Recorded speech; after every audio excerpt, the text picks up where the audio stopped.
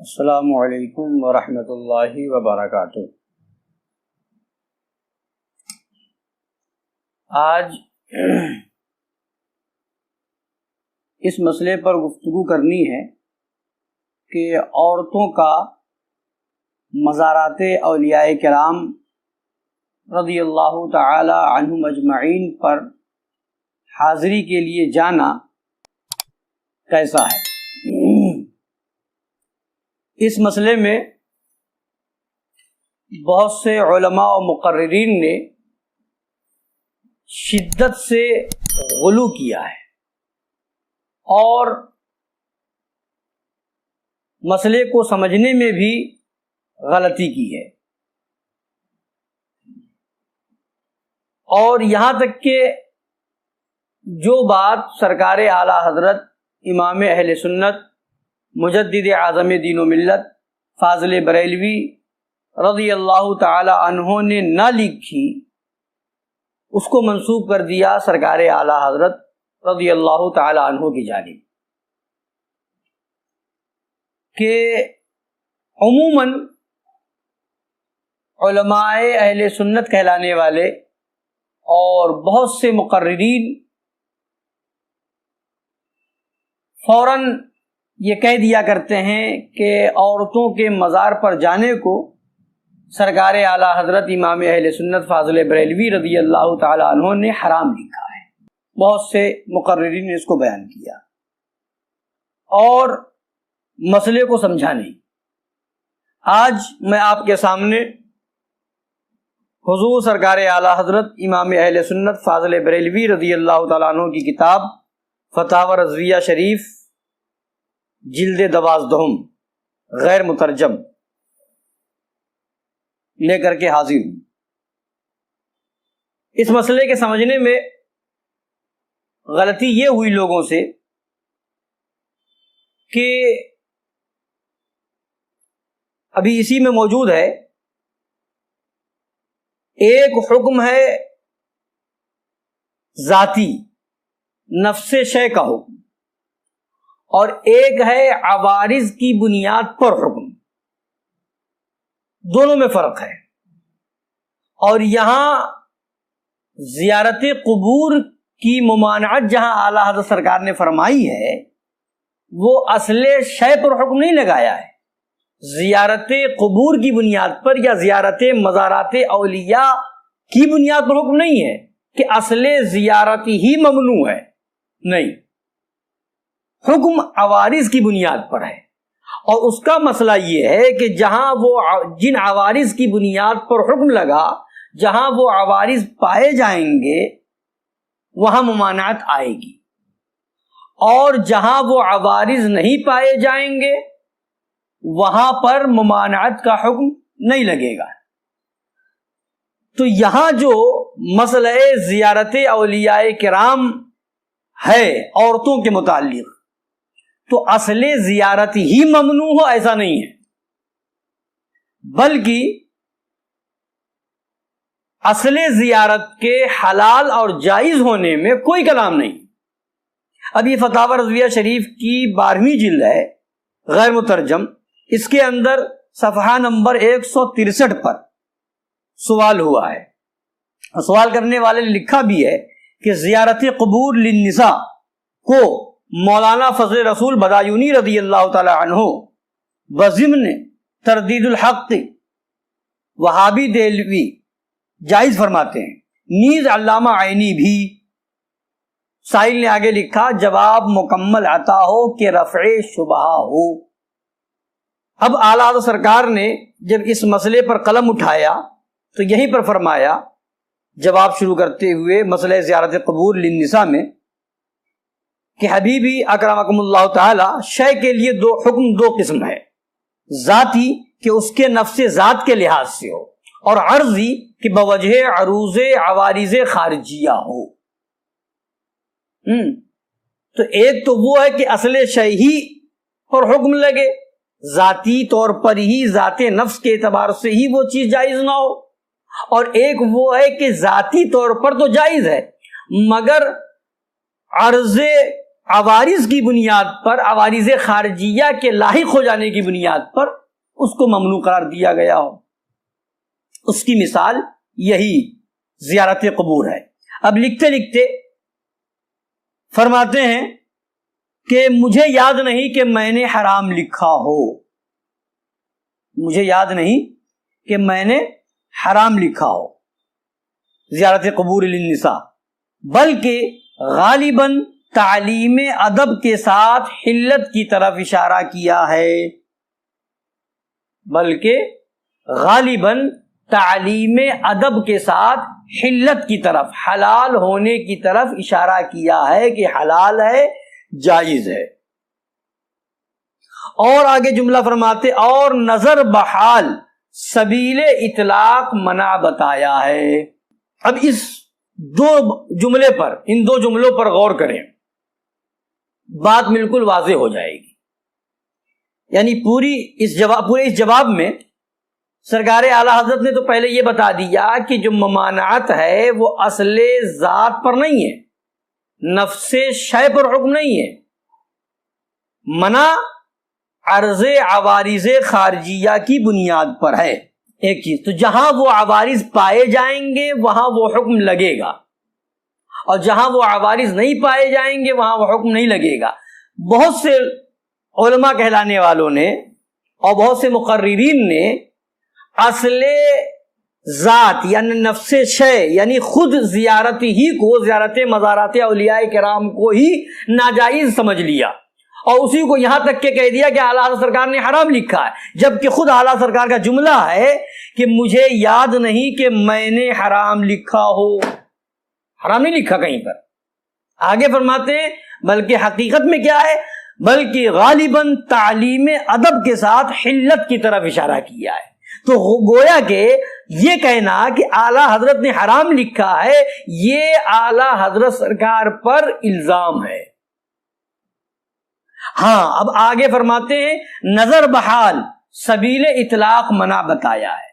اب اس لفظ کو سمجھنا ہے، نظر بحال سبیل اطلاق منع بتایا ہے۔ نظر بحال کا ترجمہ ہوگا حالتوں کو دیکھتے ہوئے، سبیل اطلاق کا مطلب ہوگا کہ بغیر کسی قید کے۔ تو اب دونوں کو ملائیے تو مطلب کیا ہوگا، حالتوں کو دیکھتے ہوئے بغیر کسی قید کے منع بتایا ہے۔ حالتوں کو دیکھتے ہوئے بغیر کسی قید کے منع بتایا۔ اب اس کو یوں سمجھیں آپ ایک مثال سے، مثال کے طور پر کوئی شخص ہے جو سردی کھانسی کے مرض میں مبتلا ہے، سردی ہو گئی، زکام ہے، کھانسی آ رہی ہے۔ اب ڈاکٹر کے پاس گیا، ڈاکٹر نے کہا یا ڈاکٹر سے اس نے سوال کیا کہ کیا میں کولڈ ڈرنک پی سکتا ہوں یا کوئی ٹھنڈی چیز کھا سکتا ہوں؟ تو اب ڈاکٹر نے اس کی حالت کو دیکھتے ہوئے کہ سردی میں، زکام میں، کھانسی میں مبتلا ہے، اور اس کو حالت کو دیکھتے ہوئے منع کر دیا، نہیں آپ ٹھنڈی چیز استعمال نہیں کر سکتے۔ تو یہاں پر منع کیا، کوئی قید نہیں لگائی، مگر کیا ہے، حالت اس کی تھی سامنے والے کی، سردی میں مبتلا ہے، وہ کھانسی میں مبتلا ہے، زکام ہے، تو اس بنیاد پر حالت کو دیکھتے ہوئے منع کر دیا۔ ایک دوسرا شخص آیا، دوسرے شخص نے کہا کہ ڈاکٹر صاحب فلاں صاحب کولڈ ڈرنک استعمال کر سکتے ہیں نہیں کر سکتے؟ تو اب وہاں پر کہا کہ اگر سردی، زکام، کھانسی نہ ہو تو وہ استعمال کر سکتے ہیں، ہو تو استعمال نہیں کر سکتے۔ تو اب یہاں پر وہاں مطلق تھا حالت کو دیکھتے ہوئے کہ حالت یہ تھی کہ سردی والا ہے، زکام ہے، کھانسی آ رہی ہے، تو حالت کو نظروں کے سامنے رکھتے ہوئے بغیر کسی قید کے کہہ دیا مت استعمال کرو، منع کر دیا۔ اور دوسرے کے بارے میں سوال ہوا تو وہاں قید لگا دی کہ اگر سردی، زکام، کھانسی نہ ہو تو استعمال کرے، اور ہو تو استعمال نہ کرے۔ تو اب یہاں فرق واضح ہو گیا کہ ڈاکٹر کے منع کرنے کی علت کیا پائی گئی، زکام، کھانسی وغیرہ کا ہونا۔ تو اب اس وجہ سے اس کو منع کیا ہے۔ تو مطلب یہ نکلے گا، خلاصہ یہ نکلے گا کہ اب یہاں منع جو ہے عرض عوارض خارجیہ کی بنیاد پر ہے. وہ عوارض خارجیہ اگر پائے جا رہے ہیں تو اس کے لیے منع ہے، نہیں پائے جا رہے تو منع نہیں ہے. تو اعلیٰ حضرت سرکار نے فرمایا کہ نظر بحال، عورتوں کی حالتوں کو دیکھتے ہوئے سبیل اطلاق منع بتایا ہے، مطلق طور پر بغیر کسی قید کے. اور اگر قید لگا کر کے آپ بات کریں، جیسے ڈاکٹر نے کہا تھا قید لگا کر کھانسی نہ ہو تو پی سکتا ہے، سردی نہ ہو تو پی سکتا ہے، زکام نہ ہو تو پی سکتا ہے، اور اگر ہو تو نہیں پی سکتا ہے. تو اسی طریقے سے اگر قید لگا کر کے آپ بات کریں تو بات یہ آئے گی نظر بحال تو منع ہے. حالتیں کیا ہیں؟ آج کل عموماً جس طرح سے پردہ ہونا چاہیے اس پردے کا اہتمام نہیں، غیر محرم کے ساتھ سفر کرنا درست نہیں، بھیڑ بھاڑ میں عورتوں کا جانا درست نہیں، غیر مردوں سے بدن کا ٹچ ہونا جائز نہیں. تو یہ عموماً عورتیں بھیڑ بھاڑ میں عرس وغیرہ کے ایام میں گھس جاتی ہیں، بدن ٹچ ہوتا ہے، بے پردگی ہوتی ہیں. تو ان حالتوں کو دیکھتے ہوئے منع بتا دیا. مگر اگر قید لگا کر کے بات کی جائے کہ جانے والی جا رہی ہے، پردے میں جا رہی ہے، بھیڑ بھاڑ میں نہیں گھس رہی ہے، تو اب یہ قید اگر لگائی جا رہی ہے تو اب اس طور پر جا تو فرمایا کیا؟ تعلیم ادب کے ساتھ حلت کی طرف اشارہ کیا. جب تعلیم ادب کی قید لگا دی گئی کہ جہاں پر جس طور پر عورتوں کو جانے کی اجازت ہو سکتی ہے، اور یہ بات جب یہ بات ہے کہ قید لگانے اور نہ لگانے کی بات، تو ایک مزار شریف کے ساتھ خاص کیا ہے؟ قید لگا کر کے بات کی جائے تو غیر محرم کے ساتھ جائے یا بے پردگی ہو یا بھیڑ بھاڑ میں گھسے، غیر محرم سے بدن ٹچ ہو، تو ایسی صورت میں تو عورت ایک مزار پر کیا، اس کا گھر سے نکلنا ہی درست نہیں، بازار میں جانا درست نہیں، مارکیٹ کرنا درست نہیں، یہ سب ناجائز و حرام ہے. تو اس طور پر تو وہاں پر بھی جانا درست نہیں ہے. تو ایک واویلا مچایا جاتا ہے کہ مزار پر مزار پر مزار پر، تو مزار سے روکا جائے گا جو وجہ وہاں ہے، تو وہی وجہ تو بازار کے تعلق سے. نوجوان لڑکیاں اسکول پڑھنے جا رہی ہیں، غیر محرم کے سامنے ہو رہی ہیں، وہاں پر کوئی ہنگامہ نہیں ہو رہا ہے.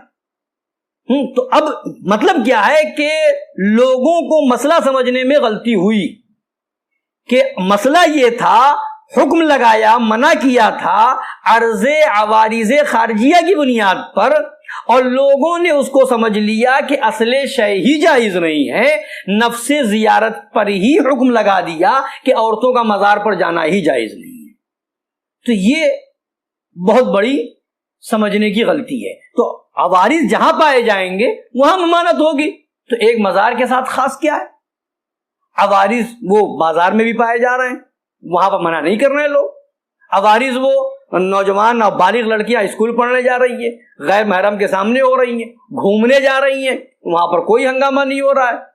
اور اگر کوئی سنی صحیح العقیدہ بزرگوں کی محبت میں کسی مزار پر جائے تو واویلا ہوتا ہے.